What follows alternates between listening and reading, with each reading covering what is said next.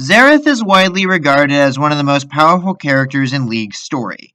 But did you know that there was a time when he was arguably even more overpowered than he is now? Not only that, there was a point in which Xerath was the only ascended character in the game. Hell, the very nature of ascension used to be wildly different than what it is today. Furthermore, you could even make the argument that Xerath wasn't even really a villain in the old lore, and yet his old voice lines transition perfectly into his new characterization. So then, let's take a step back and look at the complete history of the Magus Ascendant, shall we? In Xerath's original lore, he was a scholar of Shurima, which at the time was a nation consisting of mages so advanced that they wouldn't be rivaled until the summoners came along.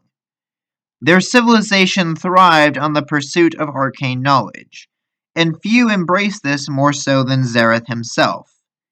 He was a man obsessed with learning the secrets of magic to the point that he accumulated so much power, it eventually began to unravel his body. So, Xerath came to the conclusion that if his physical form couldn't handle the task, he'd just have to get rid of it. And so, Xerath undertook a ritual that he believed would allow him to transcend his physical form and become a being of pure arcane energy. It's never made clear where he learned how to do this ritual, whether he came up with it himself or simply found out about it through ancient texts is kind of up in the air. Regardless, Xerath gambled everything on transcending his physical form, but not without a cost. See, in the old lore, Xerath had a lover, Tabia.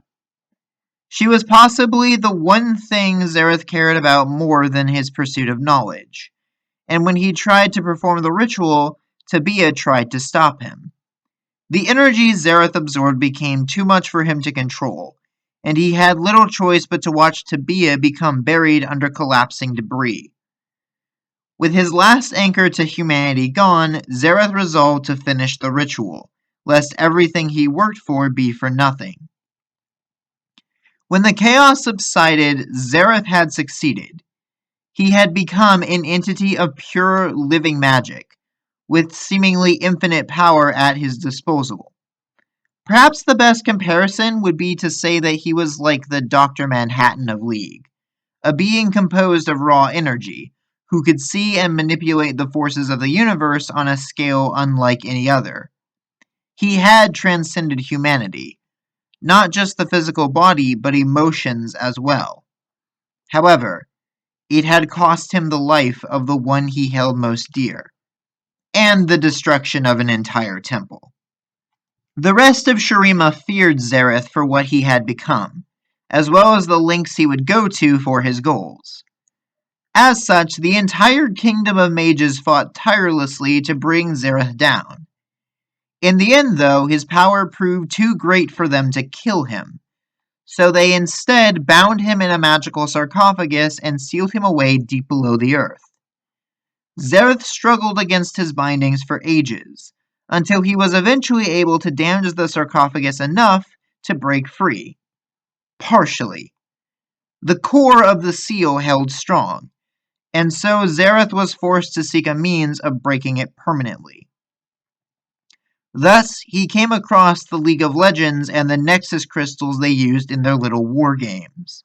Crystallized magic that released its energy when shattered, and Xerath could absorb that energy to empower himself further. He agreed to fight for the summoners in their league, as a means of getting closer to these Nexus crystals and finally freeing himself from his bondage. What's important to note here is that at no point was Xerath ever stated to have any ill intent.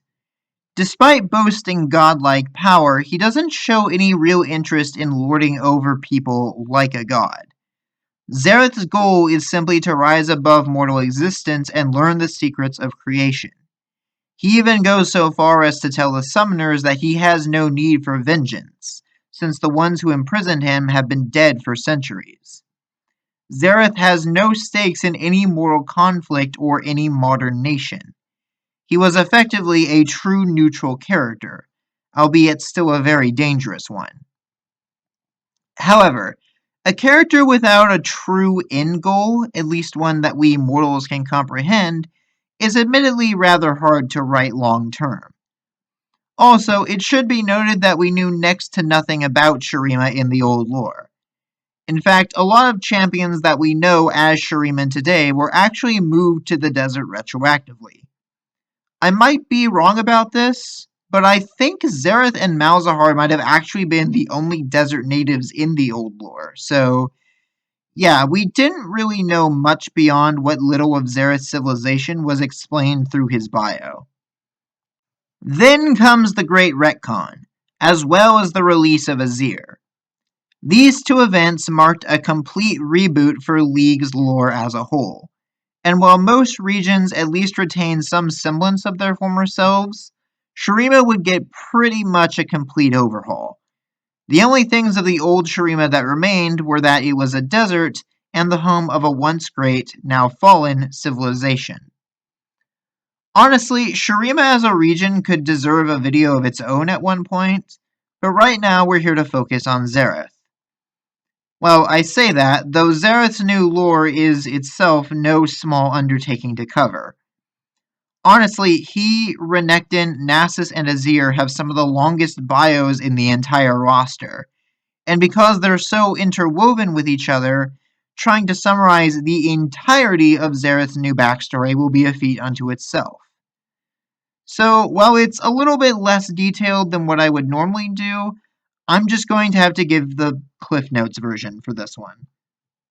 So, Xerath was born the son of two slaves in the Shuriman Empire, though his mother sought to free her son from the same torturous lifestyle that she and her husband had to endure. Through her efforts, the young slave would meet, by sheer chance, the youngest prince of the empire, and the two boys formed a friendship over their shared passion for learning. This prince was Azir, and he took the slave as his own personal servant, even naming him Xerath in secret, because Shuriman slaves weren't technically supposed to have names. Anyways, all of Azir's older siblings were killed in an assassination, but he survived thanks to Xerath's intervention. Now the last living heir to the throne, Azir swore to one day free Xerath when he came to power. Unfortunately, Azir was also the least favored son, and the emperor would sooner try for a new heir than let Azir take the reins of his empire. Learning of this, Xerath worked in secret to undermine the emperor's efforts, even learning and studying magic in secret. He uses his newfound power to ensure that all new heirs are cursed to perish upon birth, and even basically magically assassinates both of Azir's parents under the guise of an accident. Because of this, Azir takes the throne, and even names Xerath his Grand Magus, basically his royal advisor on all things magic, unaware of the darker magics that his friend has been studying. Unfortunately, Xerath technically remains a slave. Despite his new status and position, he is still by law property of the Emperor, and must live with all the restrictions that entails. Xerath pleads for Azir to free him as promised, though Azir initially refuses. In Azir's bio, we're told that this is because he knows that even an emperor can't suddenly go about freeing slaves left and right, due to the precedent that would set. Azir knows that many nobles, especially the ones who own slaves themselves, wouldn't be keen on such reforms. Azir does still plan to free Xerath eventually, when he can ensure his reign is stable enough for no one to challenge him, though never thinks to tell his friend of any of this. So Xerath, after years of waiting, decides that Azir has probably betrayed his promise and seeks to overthrow the Empire. Of course, this is easier said than done. Even the Void couldn't manage the destruction of Shurima, primarily because the Empire was protected by god warriors created through the Rite of Ascension. Now, I've already made a whole video on that topic, but yes, in this version, Ascension is not something Xerath discovered or created. It is an ancient ritual used to elevate those deemed worthy by the gods into demigod warriors capable of defending and protecting the Empire. Or so Shurima's priests would have the public believe. In truth, as Xerath finds out while combing through the archives, ascension is actually just the process of pouring cosmic energy on a person and trying to mutate them into what is effectively a minor celestial. It has nothing to do with being worthy, and anyone can theoretically undergo ascension as long as you have the strength of will to endure the process. So, Xerath sets a plan in motion. He'll use the very power that has protected Shurima for ages to undermine it, and become powerful enough that not even the Emperor could continue to subjugate him. Of course, this is easier said than done, since a lot of preparations need to go into that rite, and of course no one would ever allow a slave to ascend. So, Xerath basically tricks Azir into trying to undergo the ritual himself, only to kill the Emperor and then take his place. Xerath keeps the ritual going for longer than intended, though, effectively draining all the magic he can get out of the Sun Disk, the ancient relic that, allows the rite of ascension to happen. This results in him being transformed into a being of pure energy, and his rebirth is so violent that it effectively destroys the entire capital. Nasus and Renekton, two other ascended warriors, rush to the scene, but unfortunately they're too late. Realizing that Xerath is too strong for them, the brothers imprison him in a magical sarcophagus, though Xerath breaks it almost immediately. He can't break it completely, though, leaving him just weak enough for Renekton to drag Xerath all the way to the Tomb of the Emperors, where he pleads Nasus to seal them both away. Centuries later, Cassiopeia and Sivir accidentally set them free, and Xerath emerges into the world with a maddened Renekton at his side. Xerath's goal is now simple: remake the world in his image, and crush anyone who would try to deny him. To accomplish this, Xerath not only has the Butcher of the Sands on a loose leash, but he also managed to build up an entire cult for himself. Unfortunately for Xerath, Azir would soon be brought back to life, and allowed to finish the rite of ascension that he started so long ago. Thus, a new civil war for Shurima has begun, one between Xerath and Azir, each vying to become God Emperor and eventually rule over not just the desert continent, but all of Runeterra. And yes, that was the summarized version. Believe it or not, though, we're not even done covering everything about the modern incarnation of Xerath. Since leaving the Tomb of the Emperors, Xerath has taken over the ancient city of Narimazeth, created a warped version of the Ascension ritual where he turns his own followers into energy monsters, started fusing animals together into chimeric abominations like the Cobra Lion, destroyed at least 2 cities, one of which was Samira's, fought in Aspect, and started building monuments designed to siphon energy out of the desert so that he can empower himself and break free of the sarcophagus. So yes, Xerath has been busy. In fact, it's actually kind of hilarious. We don't really even know a lot of the context behind most of these events. Like, we're never shown how he took over Narimazeth, when he formed his cult, or why he and Pantheon came to blows in the first place. Every time Xerath shows up or even gets mentioned in the lore, we just learn about some new crazy nonsense he's been up to since the last time we saw him, ignoring the steps that got us there in the first place. So yeah, as of the time of this video, that's all we currently know about modern Xerath. Maybe they'll do even more insanity with him later on, but for now, the time has finally come to compare and contrast his lore states. So right off the bat, the most obvious thing to note here is that Xerath is a full-on villain now. His goal is unquestionably antagonistic, and he's done a lot of terrible things in the pursuit of it. It would be easy enough to write him off as just the bad guy of the Ascended storyline, with Azir being the hero, but it's actually not so simple. At the end of the day, both self-proclaimed God Emperors are men driven by their own egos. Xerath has a god complex, whereas Azir has something more of a messiah complex. The former thinks himself a deity, while the latter believes that he's destined to lead all of humanity into an age of peace and prosperity. What's more, you can kind of see and understand the perspectives of both characters leading up to the tragedy that set this whole affair in motion. All Xerath wants, all Xerath has ever wanted, was his freedom, something that all living beings should rightfully have from birth. Even now, in a twisted way, that's still what Xerath is after. He believes that the only way for him to be truly free is by subjugating everyone else. Yes, it's a twisted logic and it absolutely does not justify the things Xerath has done. But the thirst for power has long since twisted any pure intentions the Magus might have once held. In the end, though, he was declared a free man before stealing Azir's dissension. Yet he still chose to carry on with his plan because he'd convinced himself that there was no other way and that it was too late to stop. In a way, you could argue that freedom has always been at the core of Xerath's character, even in his old lore. The original Xerath sought freedom from the limitations of mortality.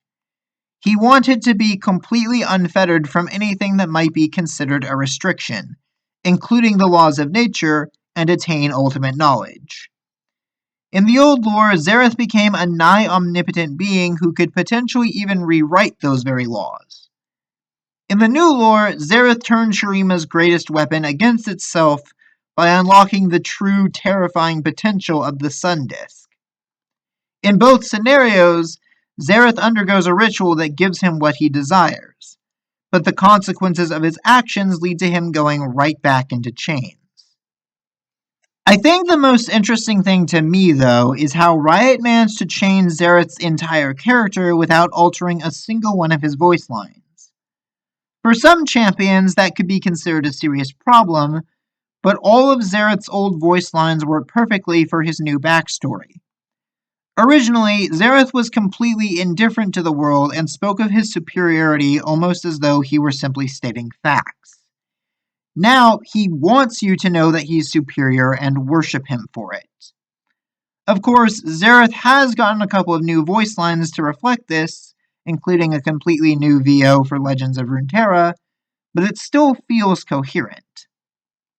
Speaking of which, maybe I'm reading into it a little too much, but am I the only one who feels like Xerath in the card game is just referencing his old backstory? Like, before, he was breaking open Nexus crystals to absorb their power, and now he's breaking open obelisks filled with energy siphoned straight out of the desert itself. It might be a bit of a stretch, but I thought it was a neat little detail. Overall, I think that Xerath's recharacterization is excellently done. That's a little ironic for me to say, because I was actually quite vehemently against this new interpretation back when it first released. But I've warmed up to it over time. I think Riot managed to keep the core of his character while also recontextualizing him for the story they wanted to tell, and Xerath's execution in more recent years truly makes him feel like a force to be reckoned with. He may not be the only Ascended anymore, and he may not even be as powerful as he once was, but Xerath remains a contender for one of the strongest entities on all of Runeterra. In the end, though, power is just a means for Xerath to claim what he truly desires: freedom, by any means necessary. So, what do you all think? Which version of Xerath's story do you prefer? Do you like him better as a scholar willing to sacrifice his own humanity for knowledge, or as a slave willing to sacrifice everything he once held dear for liberty? Leave your thoughts and comments down below, and until next time, stay bright.